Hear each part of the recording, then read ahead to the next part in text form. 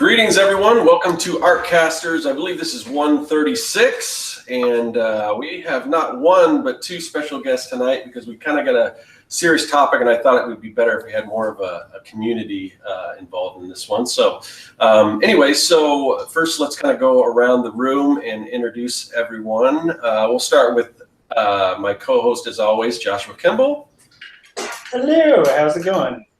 Good. Where can they find you, Josh?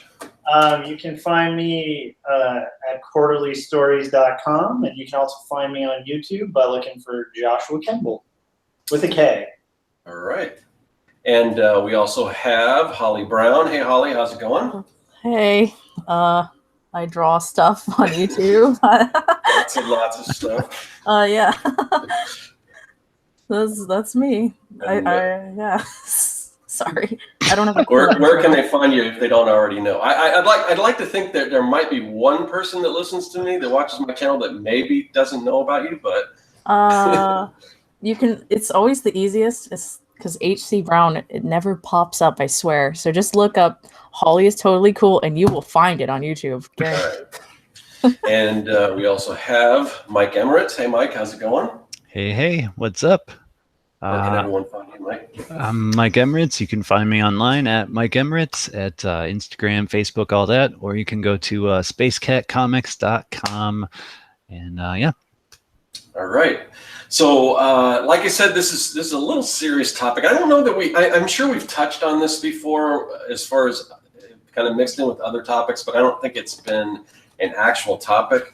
And I'm kind of the one that initiated this, and ironically, I think I'm the only one that really doesn't suffer from like chronic depression. That's our topic tonight is art and depression.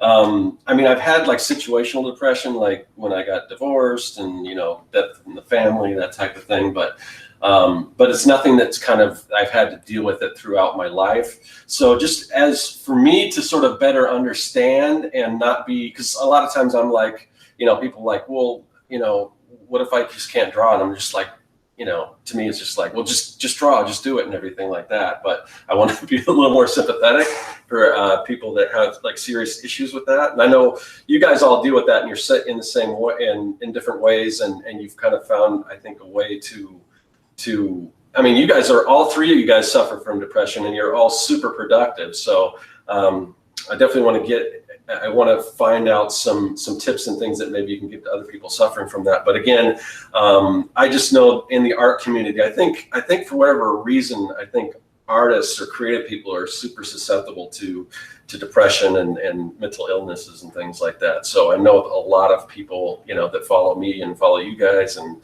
in the community deal with this. And so, like I said, for me to kind of better understand it and other people who don't deal with it to better understand it, and for all the other artists out there who are currently dealing with this, or it pops up now and again or from time to time or all the time. I just wanted to kind of, you know, create a discussion around it. So I don't know if there's any, I don't know exactly how to kick this off or who wants to go first. But like I said, I know Josh, I mean, your whole book is about your experience with depression and finding faith and everything like that. So I assume everyone's fairly, I know on everyone's channel, they've talked about this before. That's why I kind of picked the two of you and of course, Josh. So I don't know, Josh, how, I mean, is it difficult? Like, is it cathartic, like telling your story about depression through visuals and everything, through visual storytelling? Is that, I mean, how did, I don't know. I think I'm just going to turn it over to you and you can kind of, I think hopefully you know where I'm going with this. Yeah, no, I do. It's weird because like I actually am like a person who in person, I'm really uncomfortable talking about depression. And my comic, if you guys have read it, like Quarterly Stories, just kind of starts off very candidly, kind of explaining what it was like when I was on a bridge, basically about to jump off in Portland to kill myself. And it's like a really kind of like sudden start. It doesn't really start soft. It starts pretty heavy.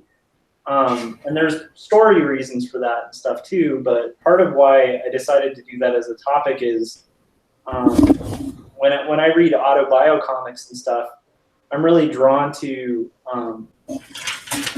vulnerability and stuff that's really uncomfortable to read.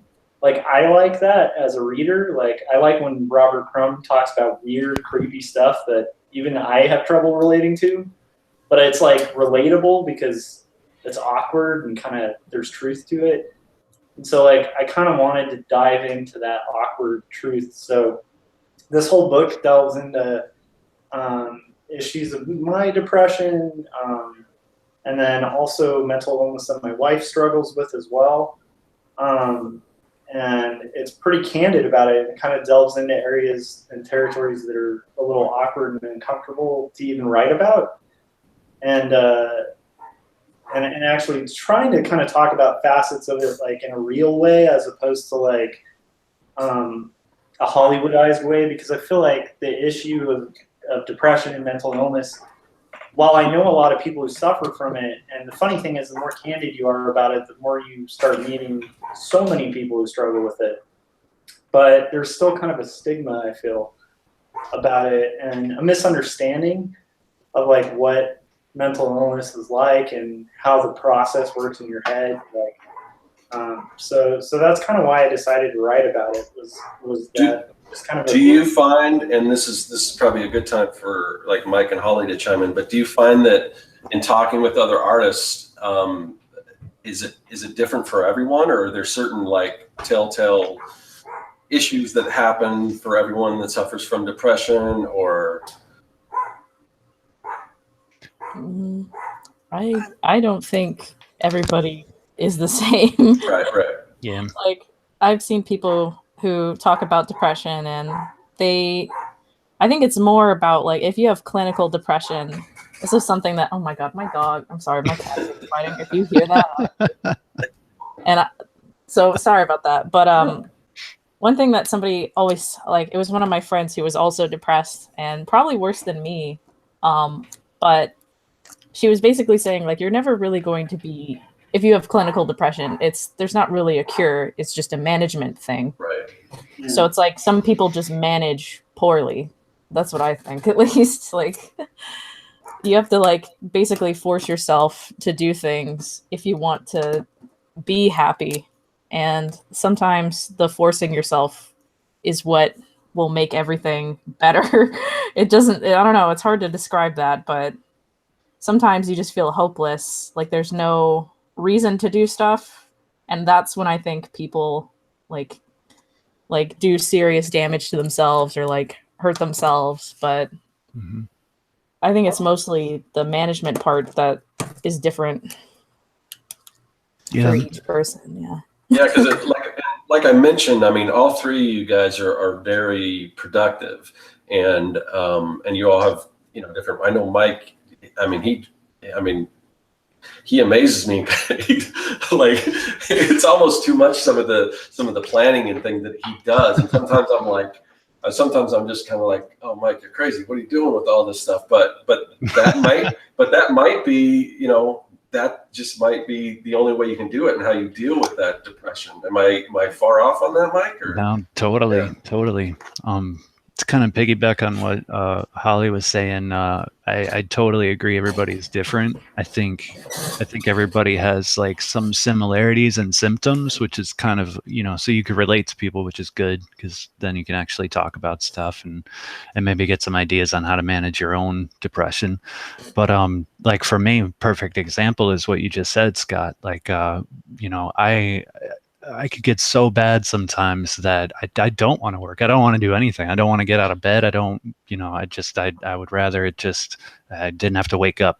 It's kind of like how I'm feeling, but I have to do something. That's a way that I've learned to manage my depression, is I force myself. I just straight up force myself, and I'll hate it. I'll be miserable. Maybe I won't connect to what I'm doing, but I'm there. I'm showing up. I'm putting in the time. And by doing that, somehow, some way, eventually, maybe in an hour, maybe in 5 days, maybe in 2 weeks, something will kick loose, and I'll get connected to my work again, and I'll be happy with what I'm doing currently. And often I'll look back at what I was doing while I was miserable, and I'll like that too. I'll see it in a different light and think, okay, well, it wasn't as bad as I was making it out to be. And a lot of those weird little, the mazes that I go through to finish my work is just because I have to keep myself moving. A lot of us talk about this, whether you go through depression or not. Like, you can't just work when you're inspired, and for a depressed person, like, that's, you got a double-edged sword. You don't have just the inspiration you're contending with. You have like your self-worth and motivation and all of these things that are actually physically being affected. It's not a matter of getting a pep talk.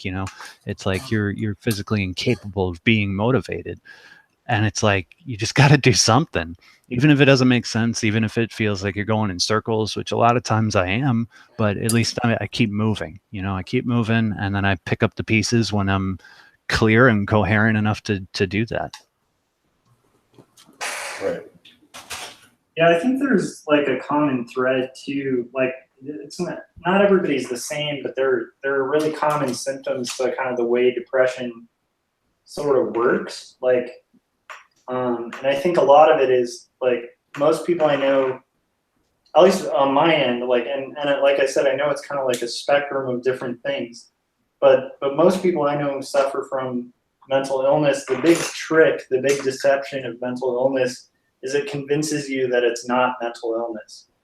So yeah. Like, when I was in depths, Yeah. like the worst depressions I've ever experienced, which I've only had like a few times in my life where it's like really dire. Like, it's bad, but there's times where it's like massively bad. And all of those times, it's like my brain is like rationally thinking like, oh, this is totally logical. This is what you do. This is what you think. It's totally fine. And you're like, it's almost like only in the aftermath that you can be like, oh, I was like super depressed. It's like hard to acknowledge it as depression when you're in it, because you're just like, oh, well, this is just reality. Right. So it's a very deceptive kind of thing, and I think most people I know who struggle with it also kind of view it as like almost like this cloud that just kind of hangs around, and you kind of know it's there. And like, I think as you get better with dealing with depression, you start acknowledging it when you hear it. So you're like, oh, that's not me. That's that stupid asshole who keeps hanging out saying mean things all the time, Totally. It's like having a friend with just like a really like terrible outlook who's just like constantly dogging you every day. Really shitty friend. Yeah. But they feel comfortable because you're like, oh, I know you. I've known you since I was a kid. That makes sense? Yeah. So I'm curious. I mean, why do you guys think that it's so common with creatives? Do you think it's because we're generally we live this sort of a solitary existence, working on our stuff, and we don't, have kind of people to, I don't know.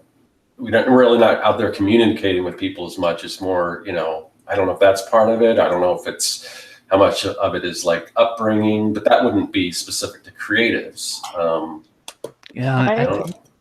Sorry, go ahead, Ali. I think it's artists you have to be really, really self-critical.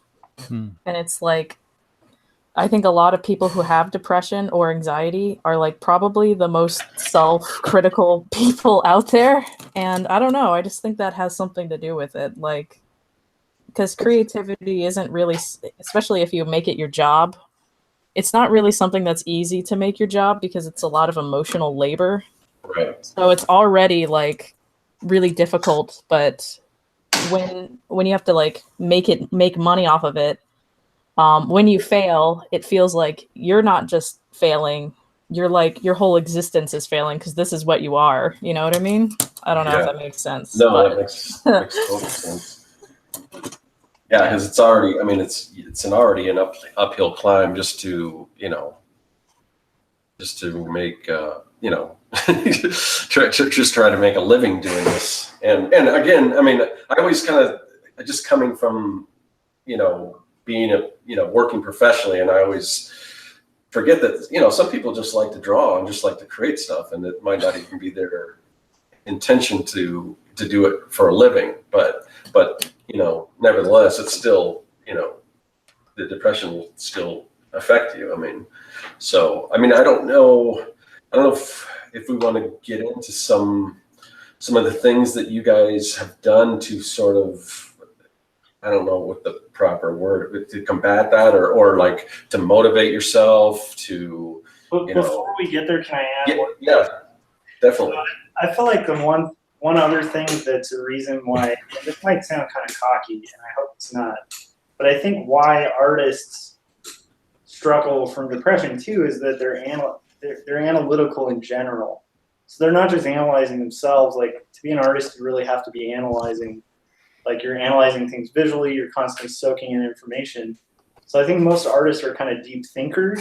And I tend to think, like, when you think too much, some of the byproduct can be depression, but like, it depends. But I think like a lot of artists I know are kind of like almost, I feel like most of us would be on the spectrum back in the day where there was like an actual, but pre being able to diagnose like all these different things that exist now. Because I feel like a lot of us are like the type of people who, like, once we kind of get an idea or like start a chain of thought, it's hard not to like follow all the threads, Yeah. Or like writing stories. It's like the nature of writing stories is like having a thought and kind of following it through and tying the thread. So I think that might be part of why too, is just the fact that artists are constantly thinking, and kind of it's part of their job is thinking. So if you're always thinking, it can lead to some really dark things, Mm-hmm. I don't know if that makes sense. But Yeah. So do you think there's a way to kind of channel that? I mean, because you always hear about the tortured artist and everything like that. And I'm not always so fond of that, but I can definitely see how, so many artists, you could go down the list, but that's not a stereotype that's necessarily wrong. Do you guys find a way to kind of channel that? Because I don't know, Holly's work seems to be very sort of upbeat, and it doesn't look like it's inspired by any kind of depression, whereas Josh's can go into dark places. Mike's is kind of, I don't know, some of this, I don't know, it's more fantasy and everything. I don't know if that's a way of like escape, or I'm just trying to kind of understand it, Yeah. Purgatory, though, I have to admit, is not very bright and cheery. That's true. Yeah, I was going to say, I was like, I don't know about that one. That's true. You're right. Yeah. I think in the past I used to use art a lot for like therapy. Before I ever even thought of like, oh, I'll get a career in art, it was more or less like a necessity. And my art was really dark back then, really dark, just nothing but demonic, images, like demonic creatures tearing people apart and stuff like that. That was all that I would draw. And I don't know how, but somehow from that, I also enjoyed doing cartoons as well. I think that might just be being a teenager. Yeah. I was the same way. I've got old comics of guys ripping each other and disemboweling people and do all that. Yeah. Definitely there's some element of that I think that anybody can relate to. But I do know for a fact that I was going through some stuff and working. Yeah, well, I'm not to discount that by any means, but yeah. But as time went on, it became less of a case. I stopped using my art as a therapy tool and started using it because I actually wanted to express things that I wanted to express, and that really changed things. So now it's like, I don't know if I use art to get through stuff, but it's like, I feel like if I'm not making art, I'm gonna fall into a depression. Like that's just gonna trigger a whole series of events in my mind that are gonna put me in that place. And so it does help, to get up and to do a good job and to know that I put work in. That sets off all the right triggers for me to at least keep it at bay as much as possible. So getting up, getting to work, doing good work and doing it consistently is like a good medicine. Yeah. Really so is. I know this is I know this isn't something that will ever go away, but was there a point for each of you where you were sort of able to identify and sort of made some changes that because I know, Mike, you had talked about previous to kind of the way you do things now, and I know obviously there's roadblocks and things and relapses and things like that happen, but it seems like you guys each sort of found something that sort of started to work for you, as long as you can kind of stay on that track. Is that just trying to tiptoe around this because I don't really know how to word it without being, insensitive or whatever. I think Holly kind of touched on it a little bit. It's like one of those things of, it depends on your level. Like there's people who suffer from like situational depression, and then when the situation changes, great. Right. Yeah. There's people who like, I'll use my own scenario as an example. I don't have them very often anymore. But every once in a while, I have a day where it's a great day. I could be at like Disneyland with my family, and it's the most magical thing in the world. And everybody's having fun, and we're not financially struggling, which most of the time we are. But it can be a situation where, by all means, I should be the happiest person on the planet. And my brain will be like, "Wow, you should kill yourself." Like it really just comes out of nowhere, and it's not situational. And actually, like, this ties into kind of your question too, which is, so for me, like, I had one of those moments when my son was like, about 1.5, and it was a great day, and I thought that, and then I instantly, like, went to the doctor thinking that maybe I needed some kind of medication or something, not for mental illness. I just thought like I was sick or something, and he had me fill out this questionnaire, and he was like, "Oh, dude, you have manic depression. You need to get medication." Were you never diagnosed with that prior to this, or what's up? Were you not ever diagnosed with that prior to this? So this is a weird side story. I prior to that, I've always been one of those people who's like, you don't need medication. You can kind of work through it. Medication, and that kind of thing. And I bought into that, like, because I like the idea. I still in my head like the idea of that, but it's not true. Yeah. And I realized that when it was like, I was like, well, I'm a dad now, so I can't do that crap. Like, I just can't. I can't like go through like these crazy lows and potentially like risk my own life, or like, it's just not worth it. So, and I don't want to dangle that thread over him while he's growing up. Like, that was terrible, So I took the medication, and it worked really effectively.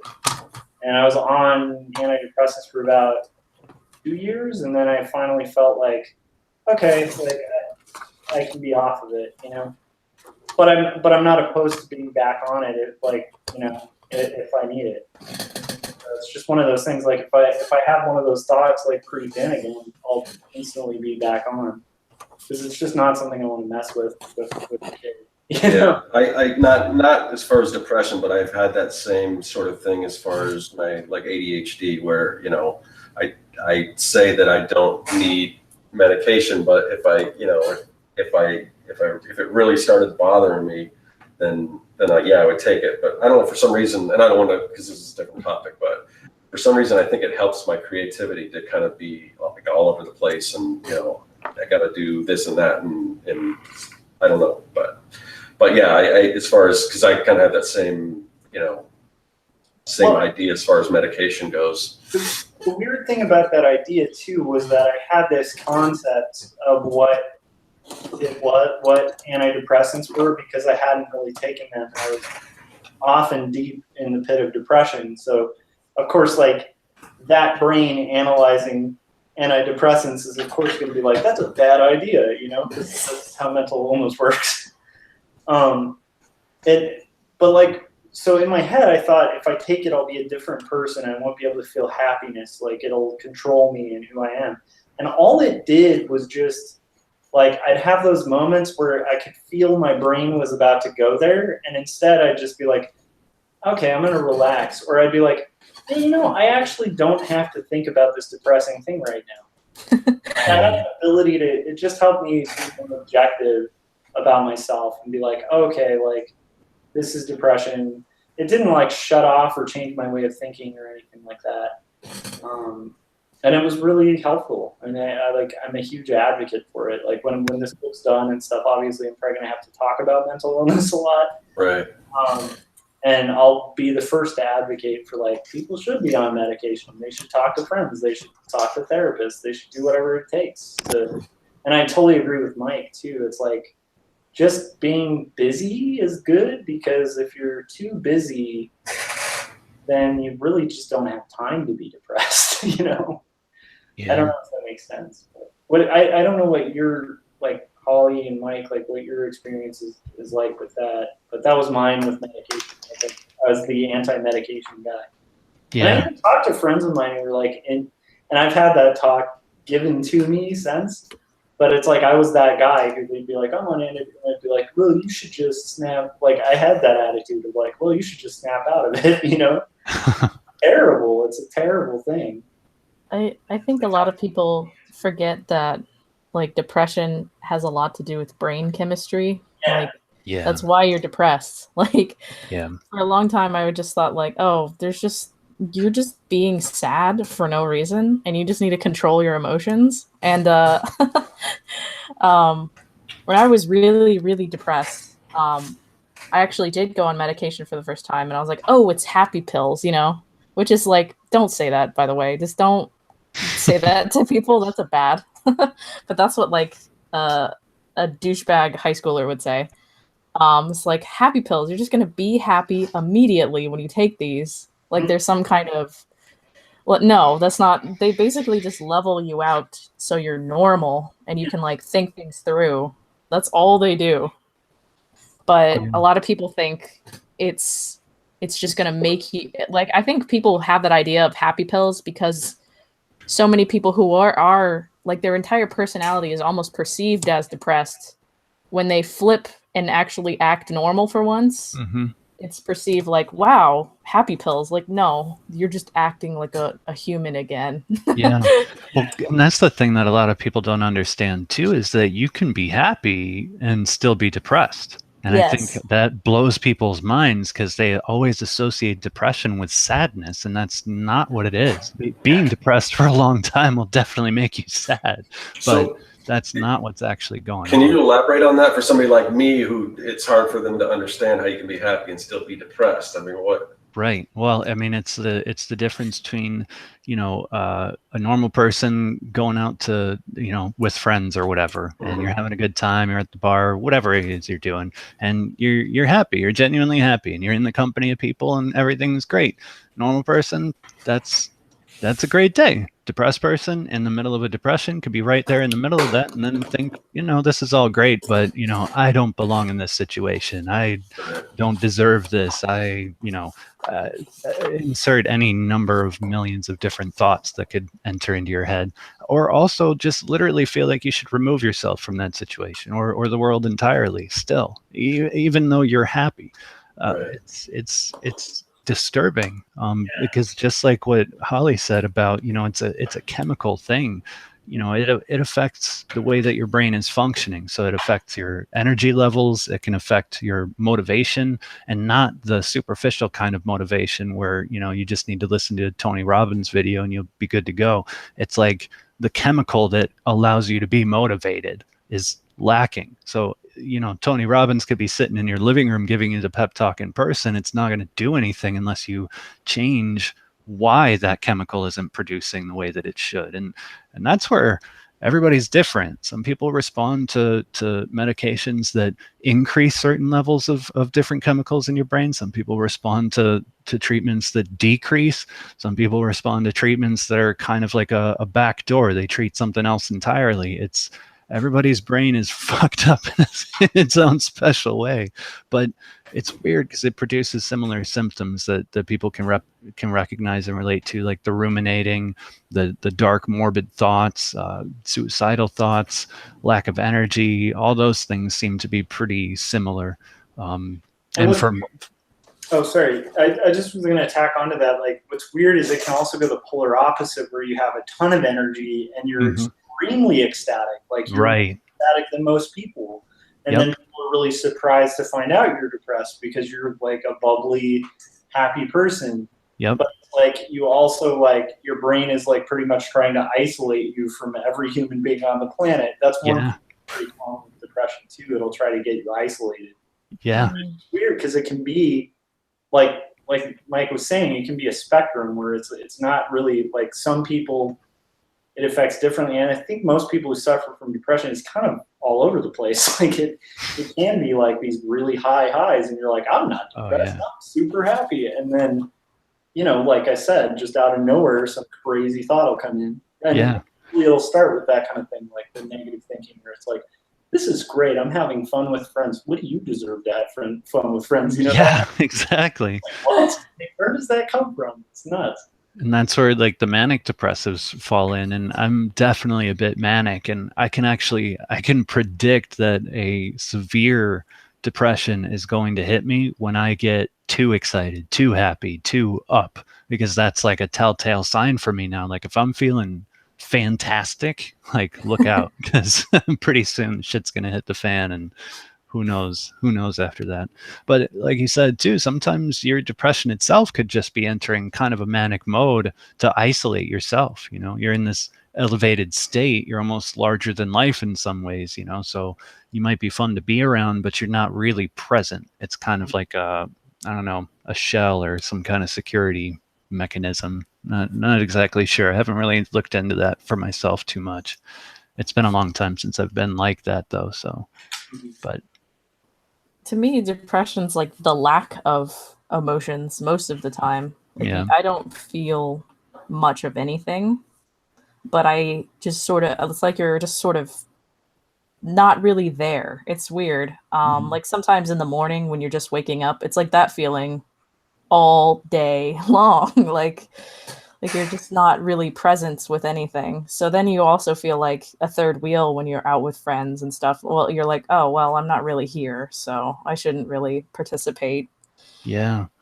Or like the way that I've described it sometimes is like, imagine you're at a funeral. It's like that kind of demeanor where everything is sort of inappropriate to be happy or to laugh about. You know, someone will be happy and trying to tell you a joke, and you're like, what do you want from me? Why do I need to laugh right now? Like, you really gonna try to make me do this? It's not happening. I get very irritated with people when I'm depressed too. Like, why are you trying to have a conversation with me right now? So let me ask you guys this. Does making art make you happy, or is it something that occupies your time and keeps your mind off of things? Both. Yeah, both. Perfect timing. Yeah. Because sometimes I can just draw, like turn my brain off, draw, and it's just a task. It's something to accomplish. And then that's why I like working in my sketchbook and stuff like that, because that's to me is when I'm having fun with art, because there is no like thought really. I can just mess up everything and I don't really care. But I think that's also kind of bad in a lot of ways, because it's like the only happiness you get from me anyways is when I'm doing stuff that's not for anything. So it's like sometimes I feel like I work on stuff and I just don't even like it. It's hard to recognize sometimes if I enjoy things. Right. Because I remember on one of your recent, I think it was one of your vlogs, you had mentioned that if you could just do anything, it would just be sketching. Yeah, pretty much. Because it's mindless, but it's enjoyable. It's like, oh, there's no pressure here, because it's like, who cares? It's just a stupid sketchbook. But sometimes when there is pressure, it's also cool. So I don't know. Art for me is both. It's kind of like, it can be fun, but it can also be just a way to not think about feelings that you don't want to think about. Yeah. What's that symptom where when you're like held hostage, you like fall in love with the person who kidnapped you or something? Stockholm Syndrome. Yeah, so I feel like I have kind of a Stockholm relationship with art, where it's like I kind of hate it, like, but I love it at the same time, and it's kind of all I do, and it's kind of what I like doing. But then when I do it, I kind of don't like it.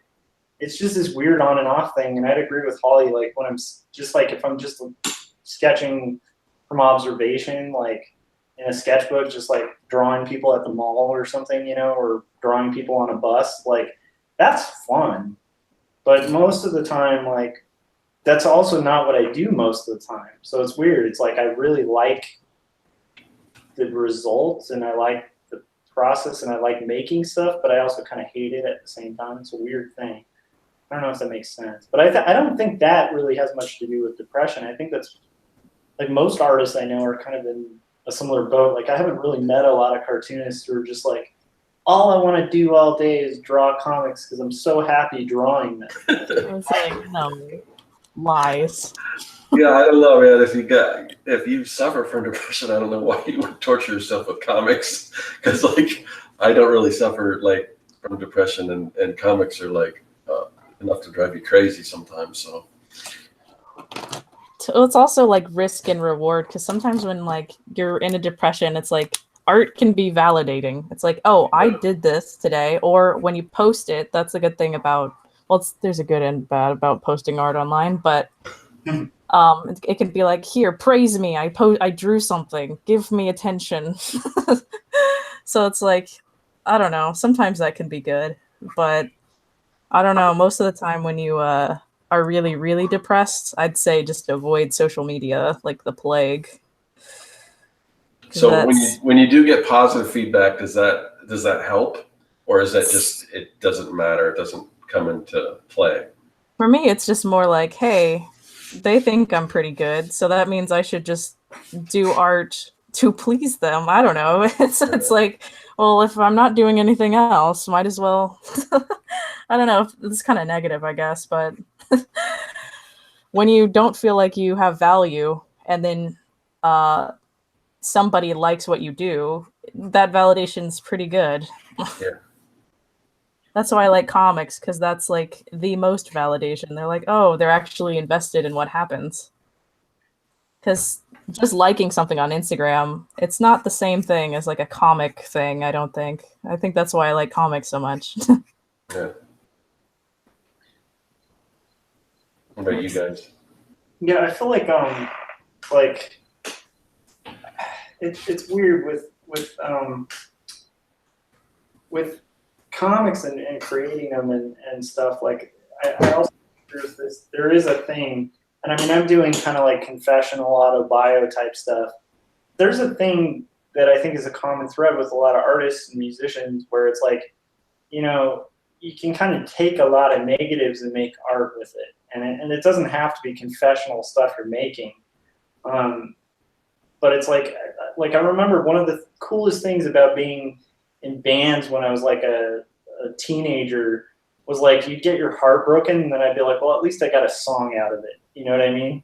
As cheesy as that is, it's like it's nice to be able to take something that like was negative that happened and make something out of it, as opposed to just like, at the time, most teenagers would just be like, I'm going to mope around in my room for 2 days or for a week. And I'd be like, I'm going to write a song. And then I'm going to play a show. And then I'm going to sing about this crappy person. And like, people are going to feel bad for like and angry at that person. I know it's silly, but it's like. I wonder, you know, people like a musician who creates a song out of pain and torture, they put it out and then it becomes a huge hit and they have to play it every time they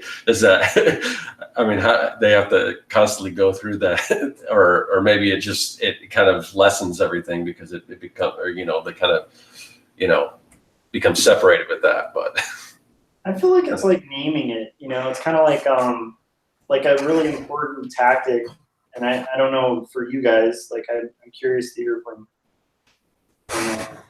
Mike and Holly, but like for me, one of the biggest steps in depression was just acknowledging depression and just kind of naming it, being like, oh, you're depression, like right now.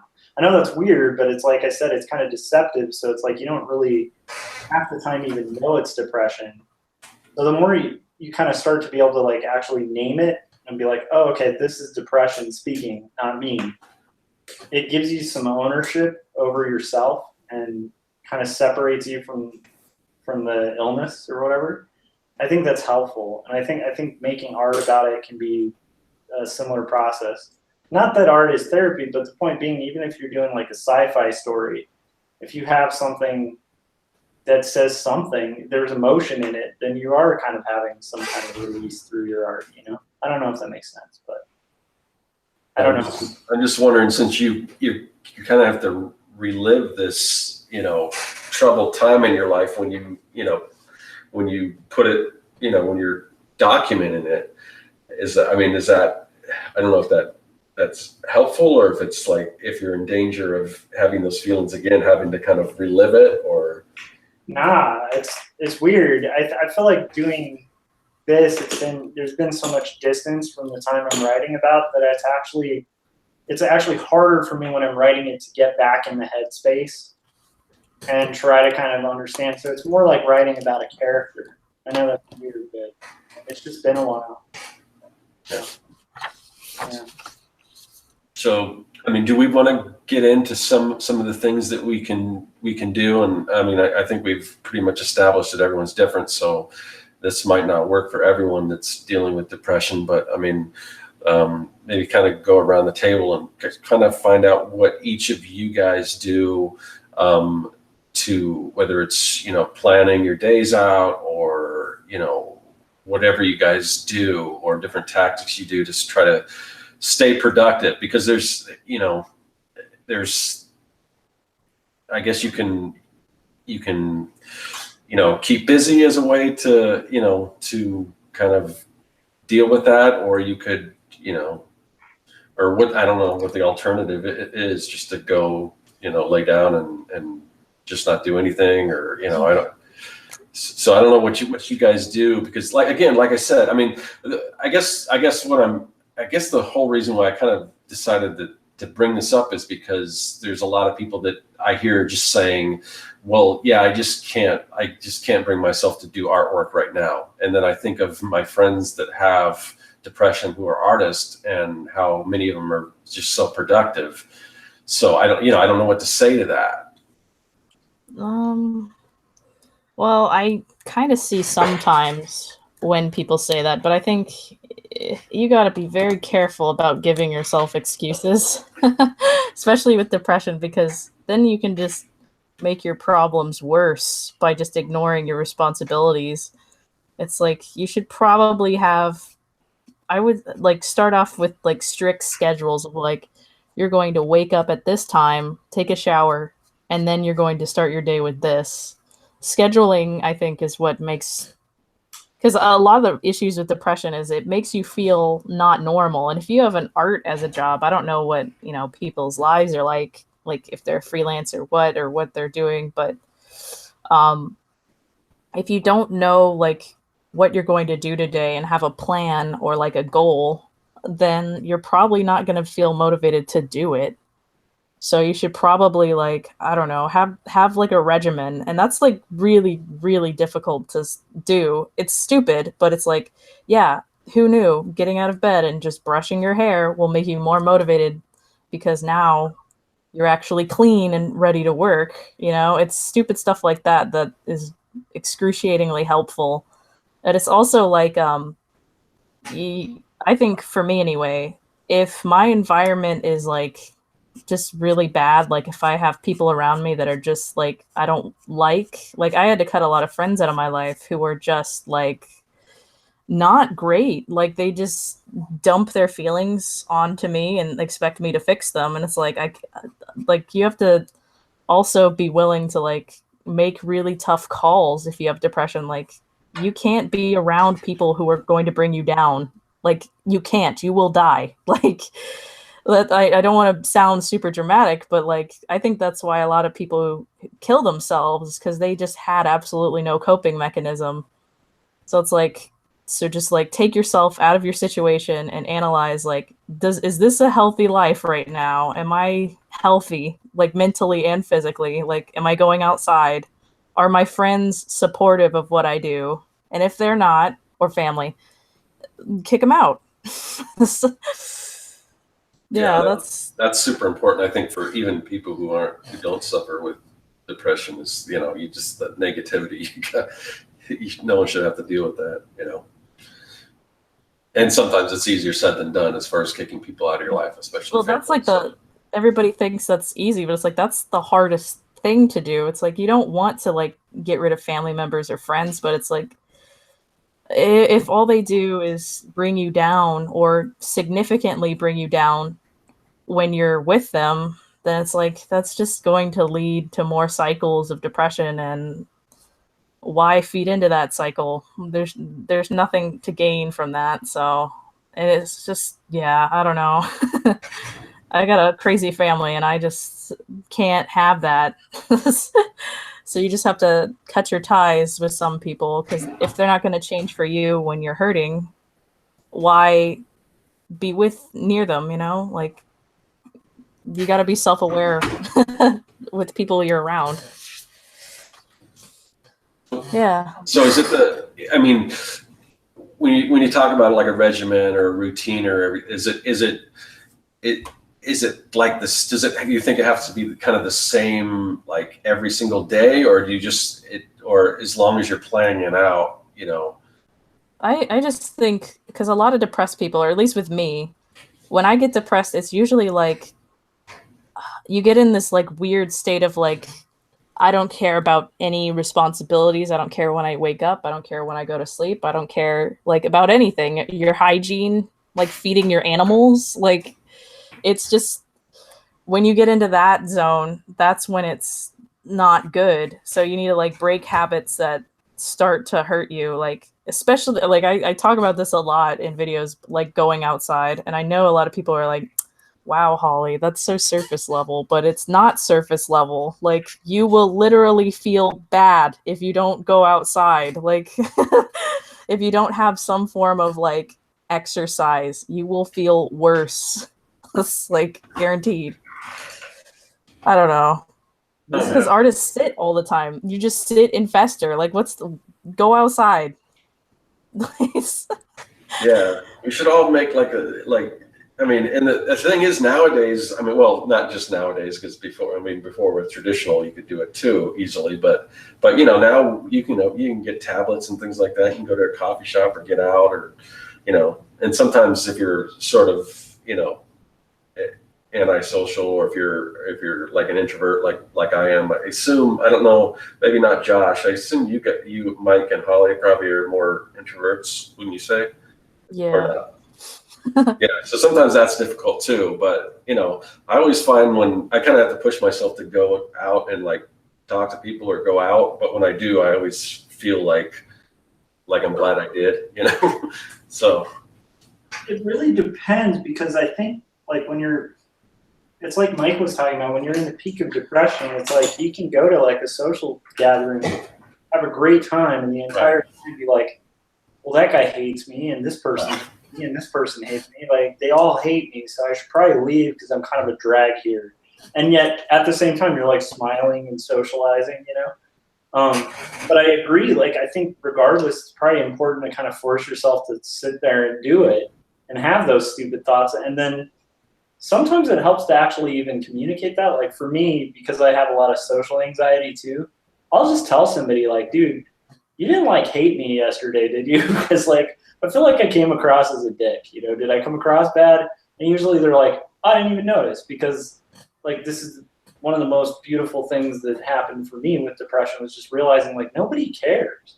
And like, you would think that's a depressing thing, but actually it's kind of this like relief to like start realizing that, because I think at least my own depression, a lot of it's very selfish. And like, my own depression is very selfish. It's very self-involved. It wants me to sit in my room and think about me.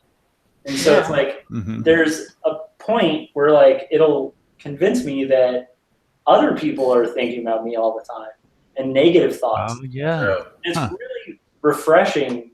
It's been refreshing for me in the last few years to really realize like, no, like, that person wasn't rude because like they hate me or something like that. Like, they were rude because they're in their own little bubble, and maybe they got cut off on the freeway, and like, they've got their own little thing. Like, nobody cares. And like, actually, that's kind of good. Yeah.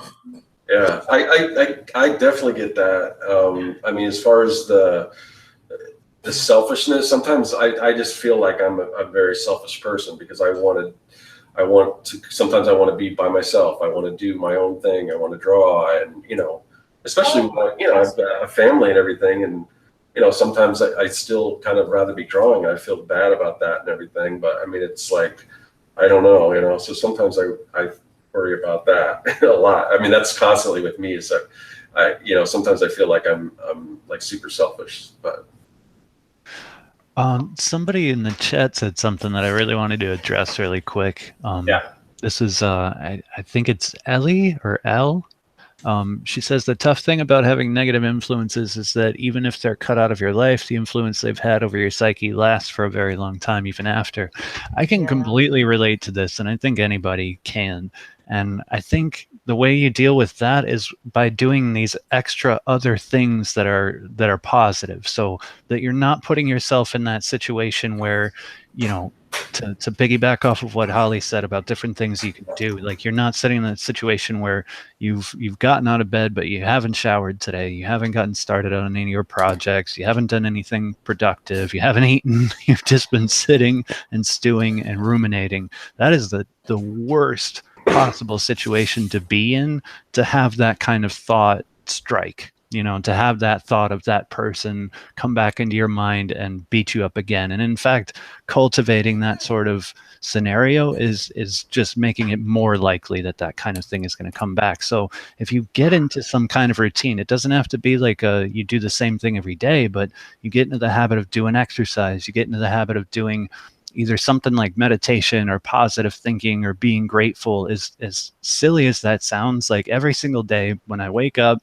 I have a list of things next to my bed. It's literally written down because sometimes I will forget, but it's everything that I'm grateful for. And I just read it.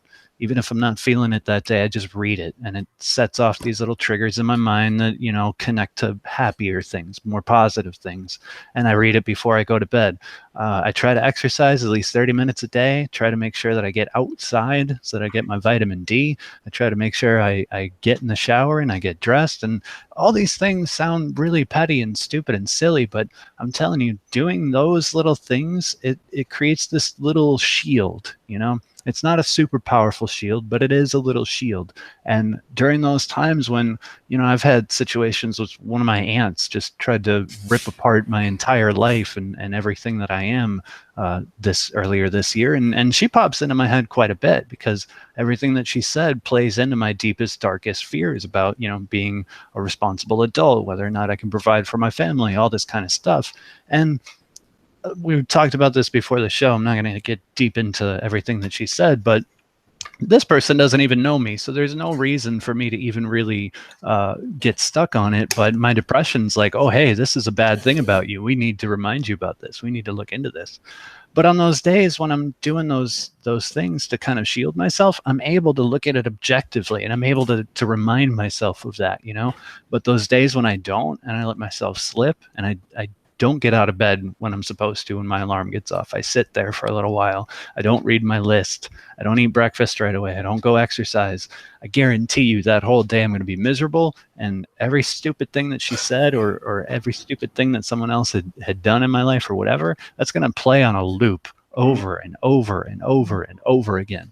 And like knowing that, you have to like look at it as if it's like an electric shock. Like you don't want to have that feeling again. So anything, maybe you picked something up from what we've been saying, maybe you do some more research into some other things, but like find yourself your safety net that you can build in your life, and then those things won't affect you as much. I'm not going to say they won't affect you, because they will, but like Josh has been saying, make depression your friend, get to know it, understand when it's happening.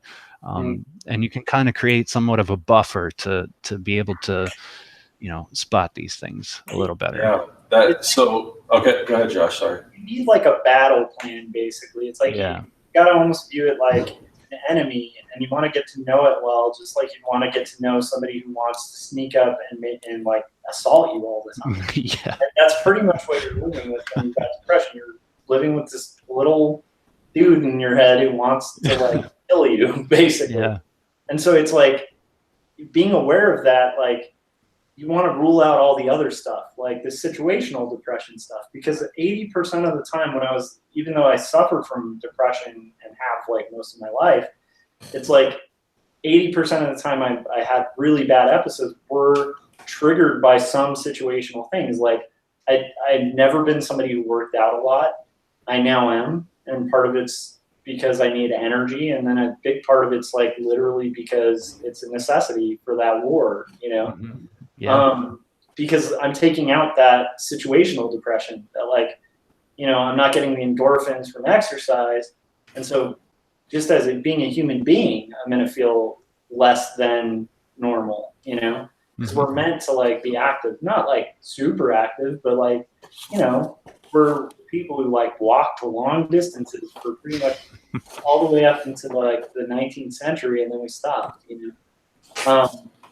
And so, like that whole history, that whole biology of it, like make sure you're taking biological care of yourself so that, like, you know, when depression hits, it's like you're not going to take it as seriously as you would if you're not exercising, if you're not eating well. Like all of those things can actually cause depression with people who don't suffer from depression. So if you have depression, you want to rule all those things out, because all those things can be way more detrimental than somebody else who's like, yeah, I didn't work out today, I feel kind of bummed, you know.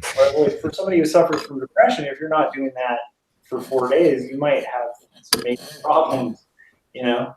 So I don't know. I think that may not be a solution like Mike was saying for everybody, but it's like, to me, like having routines, having goals like that I'm working towards every day, even in small little chunks, it's like, it gives you a vision of the future. It helps you get out of that like myopic thinking that depression does, because depression is very much in the moment. Yeah. And then it tells you like today will be forever, an eternity. And I think I even made a Facebook post about this recently. And Mike, I think you made it recently too.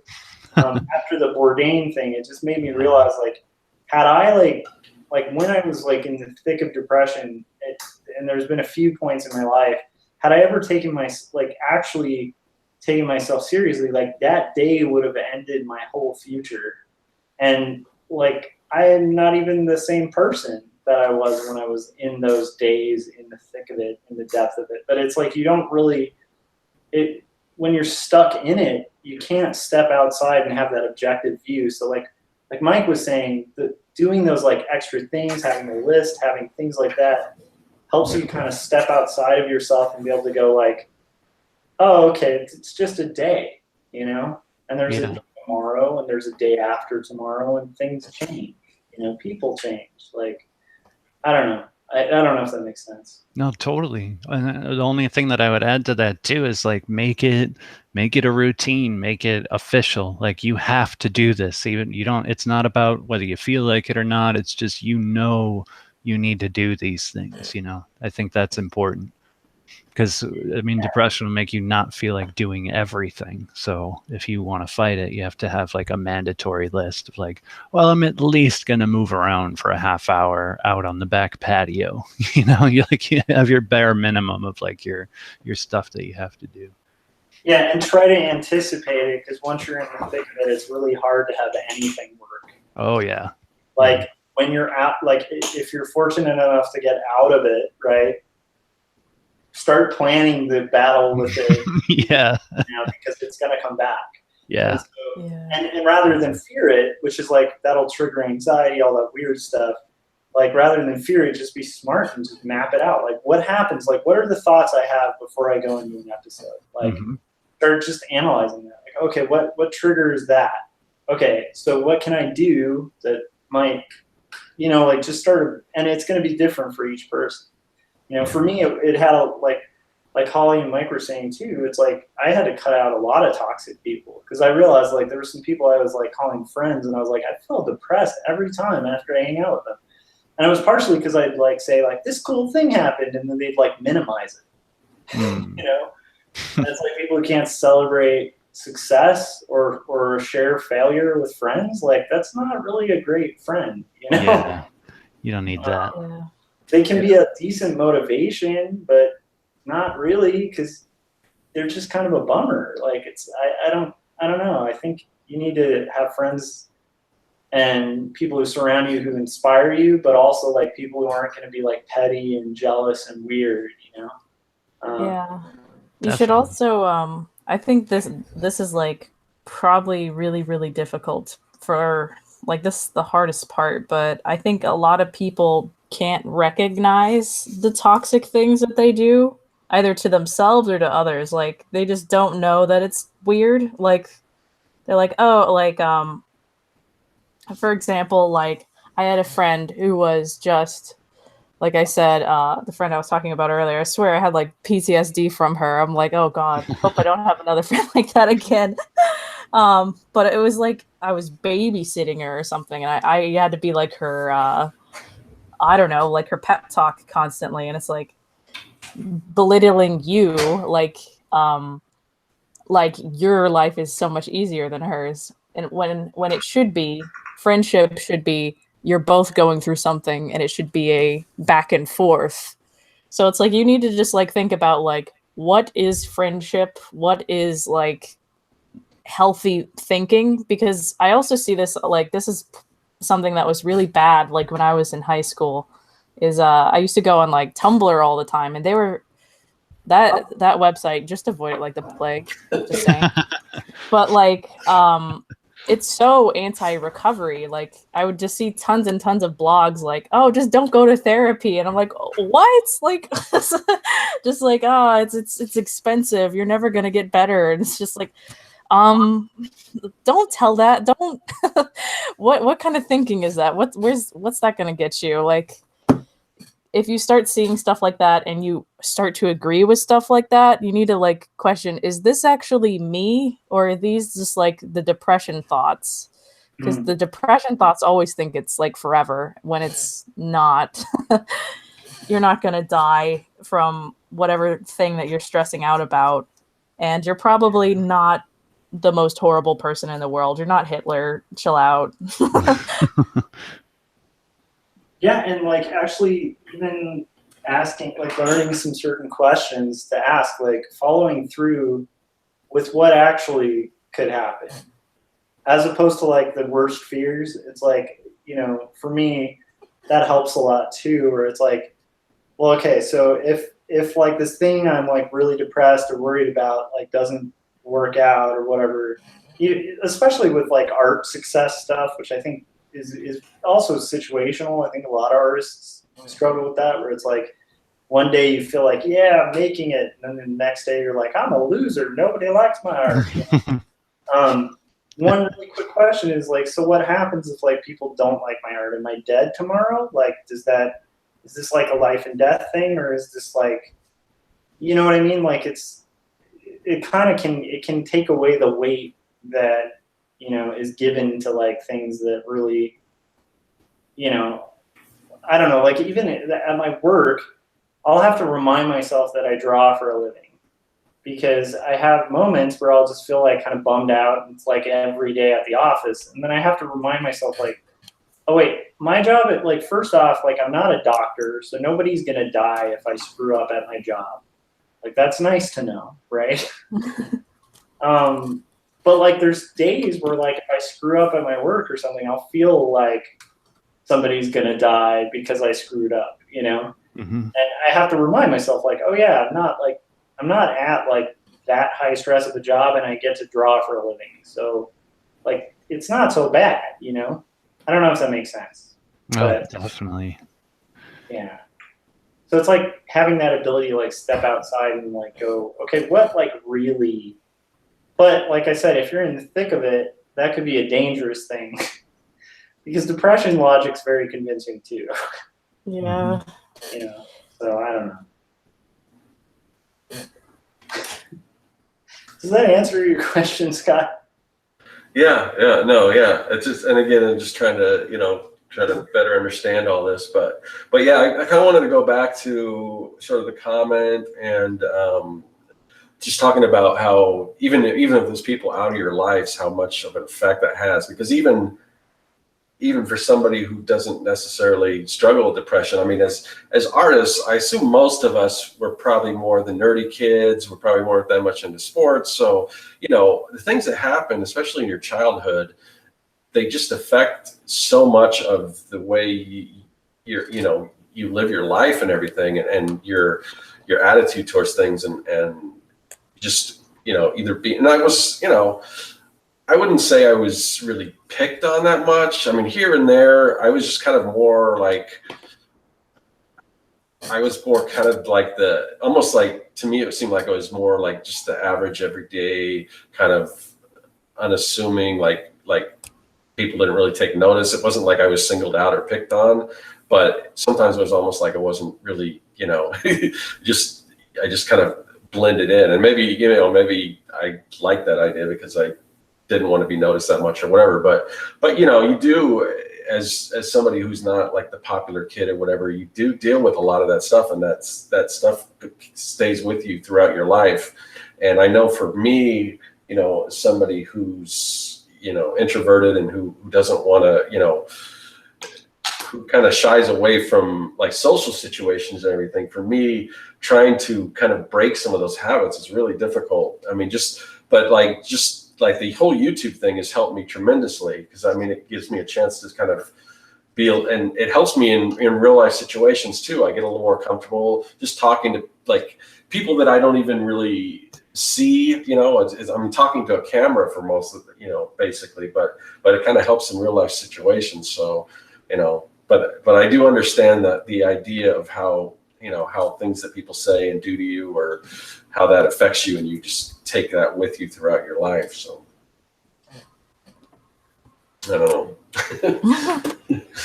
But so I mean, yeah, I mean, I keep kind of going back to this as far as you know, the productivity thing, and what kind of keeps you going, what helps you to be so productive when you know, when you're constantly dealing with this stuff. So I mean, I don't know, Mike. I mean, what are some of your kind of go-to things that kind of keep you, you know, busy and producing artwork and all that kind of stuff? I think, well, just having a goal is really important. Having a specific goal is even better. So even if I'm just sketching, I try to give myself like a reason.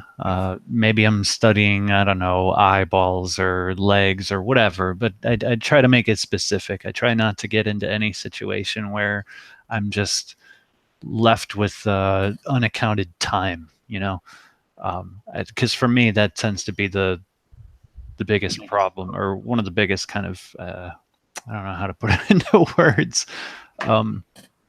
Not being busy is one of the worst things that can happen for me, because to kind of add on to what you were just saying, a lot of my depression came from, well, genetically inherited. A lot of my family is prone to depression, but also things that occur during your childhood can be very influential. And I do believe mine was triggered by events, you know, when I was younger.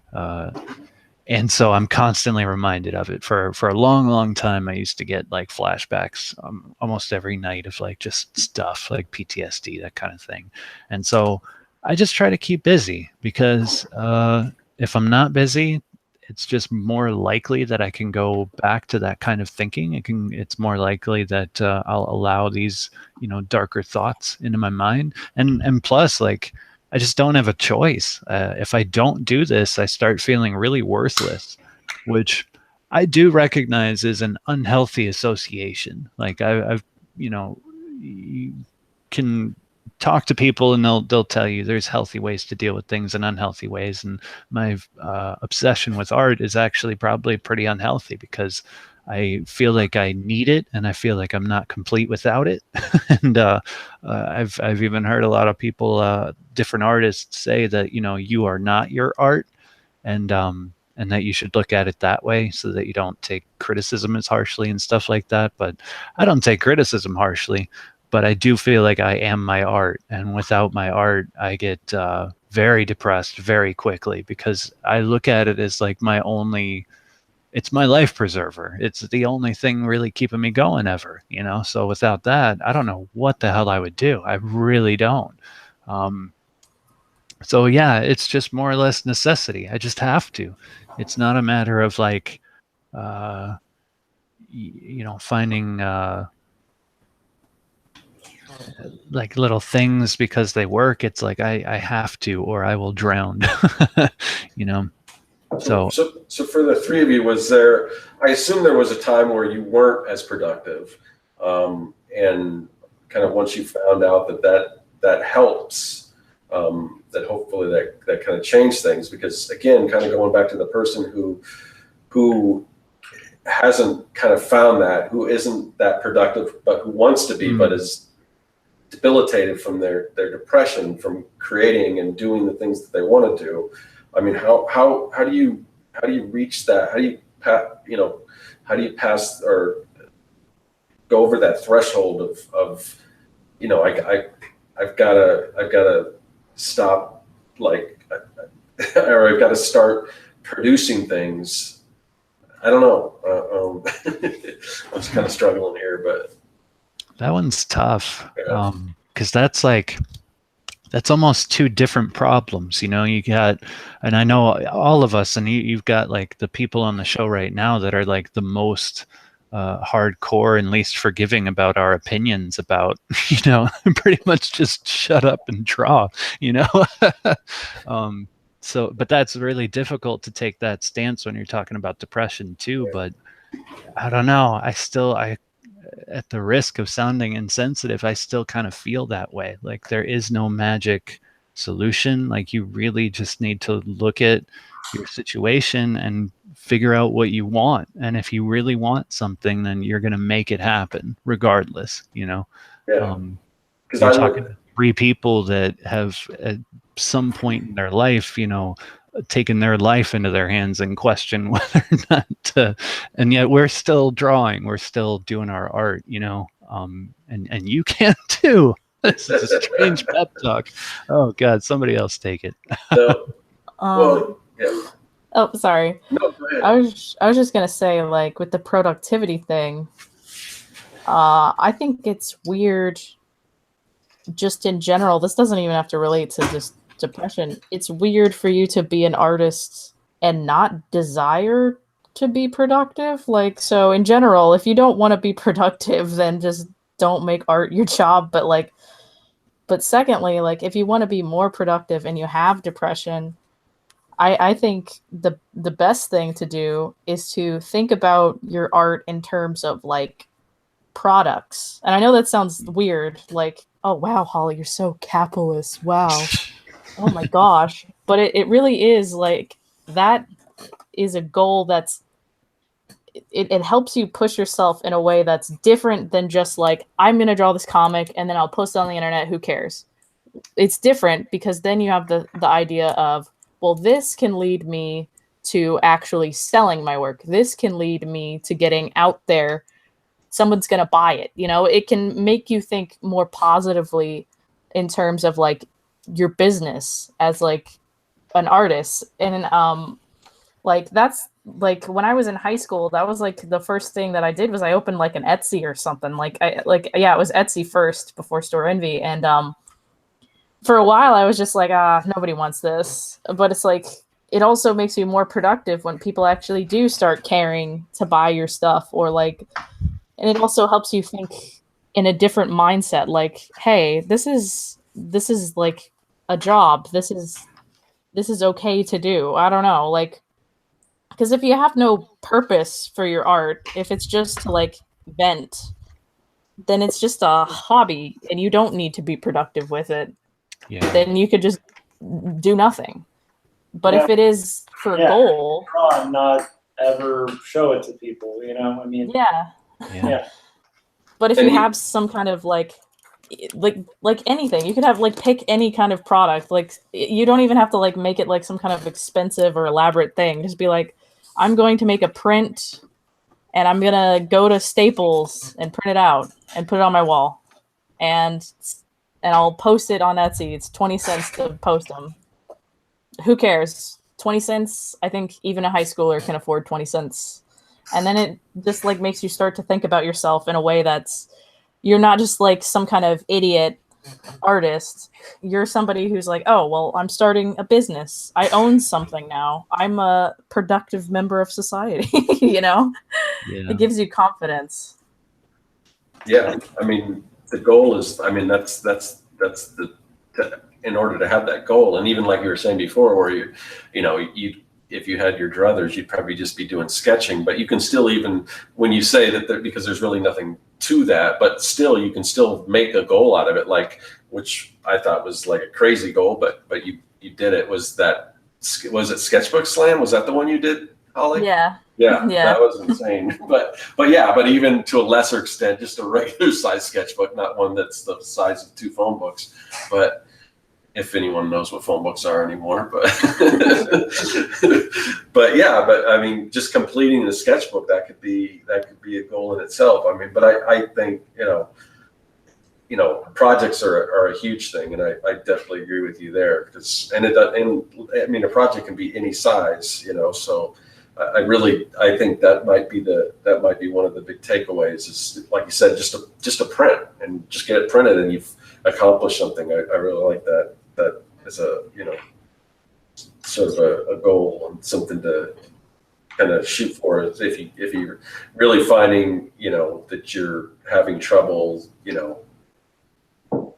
getting anything accomplished, or, in kind of dealing with that depression. So. I just think a lot of people who have depression have like no self-confidence, and you need to like build that up somehow.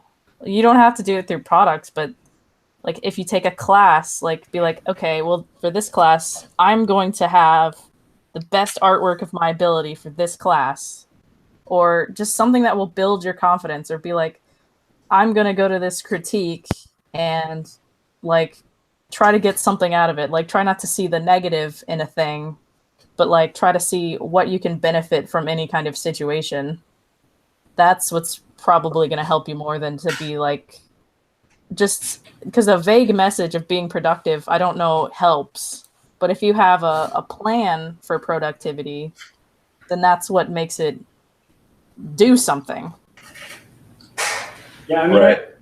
For me, like one of the, and I think we probably share this, but like I get pissed when I hear somebody like, I want to be a cartoonist. How do I do cartooning? And I'm like, are you trying? Like, I'll ask questions about like what steps they're taking to do it, and it's like pretty clear that they're just full of shit when they're talking to me. I've had this happen multiple times where it's like, look, if you wanted to do it, you'd be investigating and trying to do it. Like, there's a point.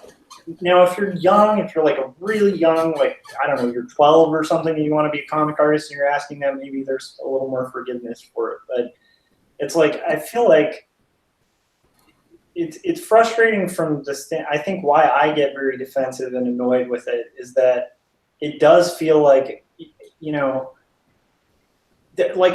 I've talked about, like, so the first day I went to like the NCS, and every time I go there, I feel out of my league. All the time. Like, I'm surrounded by people who are like super successful. Some of them have like directed Disney movies and stuff. And here I am, a guy doing a web comic and like art directing at a souvenir company. It's not like our level of success is nowhere near equivalent. But the one thing that makes me feel like at home in that room is that everybody in that room is making stuff and trying to do art and trying to get better and trying to tell stories. And it's like, that's the one thing that kind of unites everybody there, because that's kind of a common thread among artists. So it's like, I do kind of feel like if you're going to play at being an artist, like, be an artist or don't be an artist, but please don't be the person who wants to be dressing like an artist or saying they're an artist, but isn't actually doing the work. Because that's insane too. If you really think about it, that's completely crazy to even make that claim that you're a cartoonist or whatever and not be cartooning. I mean, people don't run around saying like, I'm a plumber, like pretending to be plumbers. Like, it's I don't know, it just seems silly. It's like, I wouldn't go around telling people I'm a construction worker. I wouldn't tell people I'm great with cars because I don't know anything about car engines, you know? So why would somebody who kind of like likes artists or maybe likes art claim they're an artist unless they're trying to do it? So like that to me, I don't know. I think that's a big thing. If you're depressed because you're not working on art, that's probably not a manic depression thing. That's situational. Mhm. Like if you feel like you're meant to do art, you're not going to be happy till you do it. So just do it. Like that's the quick solution. Like that's not a manic depression problem. That's a situational depression problem because you feel like you have a life purpose and you're not doing it. That's easily why. I mean, and it's not hard to do and it's not expensive. And it doesn't require, like, even in an Etsy shop, if you're completely broke, it just requires a pen and a piece of paper, you know? So it's like, I don't know. To me, I think that why it's irritating for at least me to hear things like that, even from someone who maybe is suffering from depression, is like, look, I suffer from depression and I'm in that battle every day to make this stuff. And like I know plenty of people, 2 of whom are on this, you know, this talk that we're doing, and like they constantly, like, they get up and they do the work, and it's like, so I don't know, to me it's just kind of insulting to the people doing the work who suffering from it. I don't know, but that might be insensitive and terrible, but you should make a t-shirt of that, like, shut up and make stuff or give up. I think that just comes from like that, like, I don't even know how to say this even nicely, but like that hippie artist thing where they're like, it's just your feelings, man. It's just art's an emotion. And it's just like, all right, like, sure. If it's your hobby, it can just be an emotion. It can be whenever you feel like, but I don't know. It's one of those things where it's like, I think if you want art to be your job, you have to take it seriously like a job and work on it. Like if you, because when I used to work at like all these awful part-time jobs, like just awful, and I hated them, and I was bad at them. That's the thing. Like I was bad at every single job that I had, and not that I was intentionally bad. I was just, you could tell I just did not care about anything like related to the job. So it's like, if you don't care about your job, then maybe that's why you're depressed. Maybe art's not your thing. And that's okay. Just recognize that maybe art isn't your thing. So for Josh's comment about no one goes around pretending to be a plumber, Ox commented, no one ever doubted Mario Brothers' credentials.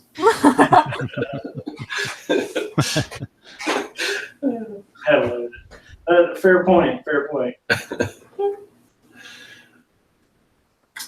All right. Well, I don't know.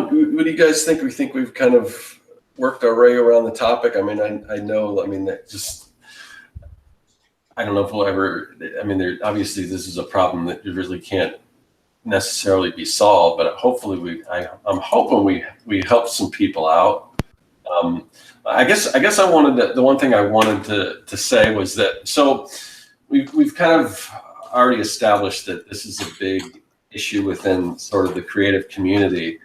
Do you find that that's helpful, knowing that you're not alone, that you have other friends and other like people within the community that are dealing with similar things, or does that not play into it? Oh, definitely. I think it does. I mean, one of the worst things about depression is it makes you feel like, I forgot which one of you said this, but it tricks you into believing that it's not a disease, you know? It just makes it feel like it's just you. There's just a problem with you. And so sometimes being able to talk to people who have similar experiences and share similar symptoms, it can remind you that it's not just you. And that can be really important, I think. Yeah. So yeah, I mean, I just kind of wanted to say that because I obviously in wrapping up, I wanted to say, obviously if anyone is in a spot where they need help, I mean, there are people out there. This is a great community, and a lot of people are going through similar things or sympathetic to what you're going through. If you guys need any help at all, please reach out.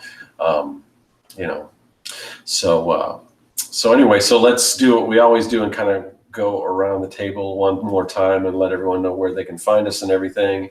And Josh. Yes, you can find me on the YouTubes looking for Joshua Kemble with a K, or you can also just go to quarterlystories.com. Or if you want to read it on mobile, you can go to topis.io and search for Quarterly Stories and add it to your library there. And it updates, actually it's supposed to update today, so I'll be doing that after. So there'll be a new page up on Topis, probably 20 minutes after this cast, so go check it out. All right. Okay, Holly, where can everyone find you? You can find all my stuff through my YouTube. So just look up, like I said earlier, don't look up H.C. Brown because it's always gets random people instead of me. I don't know why. So just look up Holly is Totally Cool and you'll find it. Anything in particular you're trying to promote? You can read all my comics. I have them all linked in my About section. Okay. All right. Mike, what about you? I'm Mike Emeritz at pretty much everywhere. And you could also go to spacecatcomics.com. That's where I just opened up my store this year. So I got all kinds of prints and such. And hopefully soon, by the end of this year, I'm hoping to get at least an issue up in my store. We'll see what happens. All right, cool. And so you're on my channel, so you probably know where to find me. You can also find me at circworks.com. I finally posted an IGTV. I guess it's not a story. I don't know what you call it, just a video. After some trial and error with that, but so hopefully I'll start posting more of that stuff. So follow me on Instagram and IGTV and all that stuff. And so just to let everyone know, if it's your first time here, this show, the way we do it, and if you kind of go to my website or whatever, or my YouTube page, and you notice that you're only seeing every other one of these Artcasts, that's because it bounces back from Josh's channel to my channel. And sometimes usually it's every other week. Last week was a different situation because I couldn't get mine to work properly. But if you want to know exactly where we're going to be and everything, there is a link in the description of this video where you can sign up for our newsletter. And usually we'll try to, about 30 minutes ahead of time, we'll send out that newsletter so you know where we're going to be, what time we're going to broadcast, what day, because it varies. So in order to kind of follow us that way, just click on that link and subscribe to the newsletter. And as always, and probably maybe more this time, I just wanted to thank everyone in the chat. And if we didn't, I know there were some things that were coming through late in the chat that we didn't get to, but that chat will be it doesn't go away or anything. It'll stay on the YouTube video. So feel free to kind of read through that, and maybe we can answer some of your questions afterwards. But thanks again for tuning in, and we will see everyone next week, probably most likely on Josh's channel. So we'll see you then. Later. Bye.